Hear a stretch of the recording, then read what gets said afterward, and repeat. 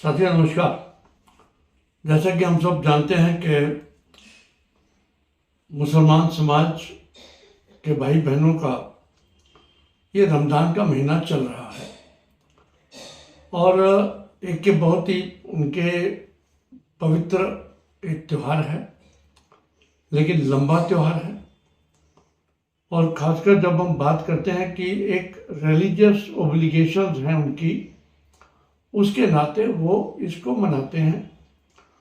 लेकिन इसके अंदर हेल्थ कंसिडरेशंस भी बहुत आती हैं, क्योंकि जो आपका रूटीन खान पान है आप उससे हटकर इन दिनों के अंदर एक व्रत का जो कार्यक्रम है वो बहुत कठोर है, लेकिन उसमें एसेंशियल है कि हम अपनी स्वास्थ्य का भी ध्यान रखें। आप जानते हैं कि ICMR ने कहा कि करीब 10 करोड़ से ज़्यादा लोग देश के अंदर शुगर से प्रभावित हैं और शुगर का आपके रूटीन के खान पान के साथ और दवाई कैसे खानी है उससे बहुत फर्क पड़ता है। रमज़ान के महीने में फास्टिंग होती है सुबह अर्ली मॉर्निंग से लेकर शाम तक, और इसमें क्योंकि आप रात्रि में सारा खाना खा रहे हैं तो फ्लक्चुएशन इन शुगर, आपकी डायबिटिक लोगों में शुगर लेवल की फ्लक्चुएशन बहुत ज़्यादा हो सकती है, जो कि आपके लिए नुकसानदायक है। तो क्या क्या हिदायतें होनी चाहिए इसके ऊपर आज हम बात करेंगे।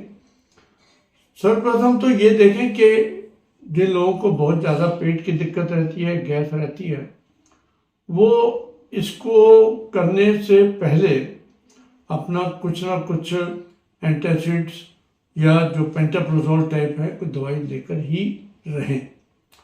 नंबर 2, न्यूट्रिशन मेंटेन करना इसमें बहुत आवश्यक है, खासकर शुगर के लोगों के लिए, क्योंकि आप 10-12 घंटे जब खाली पेट रहते हैं तो उसमें शुगर के लेवल कम होने के चांसेस बहुत ज़्यादा हो जाते हैं। और जैसे कि प्रथा है कि जब आप शाम को फास्टिंग समाप्त करते हैं तो डेट्स या फ्रूट्स के साथ ख़त्म करते हैं। उसके साथ आपको एक बैलेंस डाइट लेनी चाहिए, पानी अच्छी मात्रा में पीना चाहिए। और बैलेंस डाइट की जब हम बात करते हैं तो उसके अंदर कार्बोहाइड्रेट्स, प्रोटीन्स, फैट्स, फाइबर, इन सब चीज़ों का इस्तेमाल करना है। तो जो मील प्लान बने आपका रात को, वो एक बहुत ही संतुलित आहार होना चाहिए। कॉफ़ी, चाय और सॉफ्ट ड्रिंक से परहेज रखना चाहिए। और जो लोग शाम को जब खा रहे हैं तो ओट्स और मल्टीग्रेन ब्रेड और सब्जियां और दालें और प्रोटीन्स का इस्तेमाल करें, वो उनके लिए लाभदायक रहेगा। प्रोटीन्स आपको शाकाहारी भोजन में, टोफू में, नट्स में मिल सकते हैं। अगर जो लोग नॉन वेजिटेरियन खाते हैं वो फिश भी ले सकते हैं उसके अंदर। एक ये बहुत आवश्यक है। हाइड्रेशन का मैं दोबारा बात इसलिए करूँगा क्योंकि आप दिन में पानी भी नहीं पी रहे, थोड़ा थोड़ा गर्मी का मौसम शुरू हो चुका है, तो इसलिए रात्रि में कम से कम भी 2 से 3 लीटर पानी आवश्यक है इन दिनों में अपने आप को स्वस्थ रखने के लिए। डायबिटिक स्पेसिफिक डाइट्स होती हैं, सप्लीमेंट्स होते हैं, जो आप इफ्तार के समय पर और सहरी के समय पर आप ये दोनों समय पर जो मिनरल रिच फूड है, प्रोटीन रिच फूड है, आपने उसका इस्तेमाल करना है। नंबर 2, इसके साथ साथ आपने रेगुलर मॉनिटरिंग करनी है अपने शुगर लेवल की। इसमें 2 तरीके हो सकते हैं। एक तो जो हम लोग रूटीन में ब्लड लेकर शुगर चेक करते हैं, दिन में 2-3 बार चेक करें कि बहुत ज़्यादा तो कम नहीं हो रहा शुगर लेवल, या फ्लक्चुएशन में रात्रि को बहुत ज़्यादा तो नहीं हो रहा। या दूसरा तरीका यह है कि जो कंटिन्यूस ग्लूकोज मॉनिटरिंग सिस्टम्स हैं आज की तारीख में, जो कि अच्छी मात्रा में अच्छी जगह पर अवेलेबल हैं, आप उनको अपने शरीर पर रखें, जिससे कि आपको रेगुलर समय समय पर पूरे दिन के अंदर बिना प्रिक किए हुए आपको शुगर का लेवल पता लगता है, ताकि आप उसके हिसाब से आप इसको चेक भी करें और उसकी प्रिकॉशंस भी लें। आपके आम स्मार्टफोन के ऊपर ये सुविधा कनेक्ट की जा सकती है, ताकि आपके मोबाइल पर भी आपको अपनी जो शुगर की रीडिंग है वो मिलती रहे और उस रीडिंग के हिसाब से आप प्रिकॉशन लें।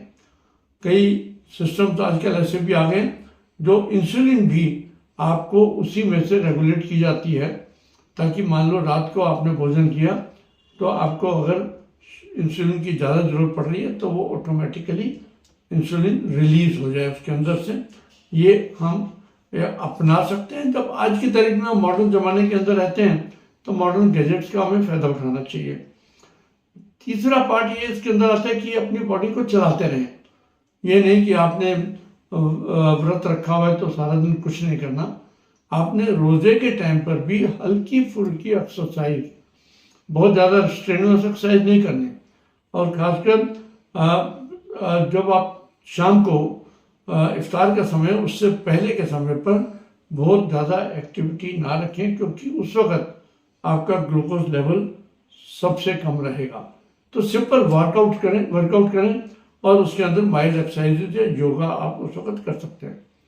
चौथा सबसे इम्पोर्टेंट बात यह है कि आपने अपनी नींद का ध्यान रखना है, क्योंकि प्रायः देखा गया कि इन दिनों में भाई लोग जो हैं वो रात को लेट तक जागते हैं और सुबह जल्दी उठते हैं। तो ये जो गैप है इसको हमने, क्योंकि वो जो नॉर्मल रूटीन है उससे हम पीछे हट जाते हैं, उससे बदलाव आता है, तो वो नींद पूरी ना होने की वजह से आपके जो स्लीप जो डिसऑर्डर्स हैं, आपकी इम्यूनिटी कम होने के, आपकी शुगर की फ्लक्चुएशन कम होना, आपकी इरिटेबिलिटी होना, आपको दिमाग के अंदर झंझोर पड़ने वाले बातें जो आती हैं वो काफ़ी इसमें आ सकती हैं। तो सोने का ध्यान रखें, चाहे आप रात्रि को आराम से सोएं या आप दिन में भी आप अपनी स्लीप को पूरा करें। मेरा मानना यह है कि कम से कम 6 घंटे की नींद हर व्यक्ति को इन दिनों में भी लेनी चाहिए, और उसके लिए आपको अपना एक रूटीन बदलना पड़ेगा। तो साथियों, ये 3-4 चीज़ें जो प्रिकॉशंस हैं आपकी शुगर को ठीक रखने के लिए डायबिटिक लोगों के अंदर बहुत आवश्यक है, क्योंकि बहुत ज़्यादा शुगर भी कम हो जाती है तो कई लोगों को हाइपोग्लाइसीमिया और बिल्कुल बेहोशी वाली हालत भी हो सकती है। हम इन चीज़ों से बचेंगे तो मुझे लगता है हमारे को अच्छा रहेगा। जहाँ तक शुगर की दवाइयों की बात है, आप अपने डॉक्टर से सलाह करके, अगर सुबह के आपने जब सुबह आप अपना नाश्ता कर रहे हैं तो उससे पहले लें, या रात्रि भोजन से, रात्रि जो इफ्तार का टाइम है उससे पहले लें। ये अपने डॉक्टर से आपको सलाह करके, शुगर की दवाई का मतलब परहेज नहीं है, शुगर की दवाई भी लेनी है, लेकिन किस तरीके से उसको हिसाब से लेनी है वो अपने डॉक्टर से बात करें। तो मुझे लगता है कि क्योंकि एक बहुत ही बड़ा रिलीजियस एक सिस्टम है, एक धार्मिक दृष्टि से सब लोग कर रहे हैं, तो हम सबको अपने स्वास्थ्य का भी ध्यान रखना चाहिए। इन्हीं शुभकामनाओं के साथ बहुत बहुत धन्यवाद। नमस्कार।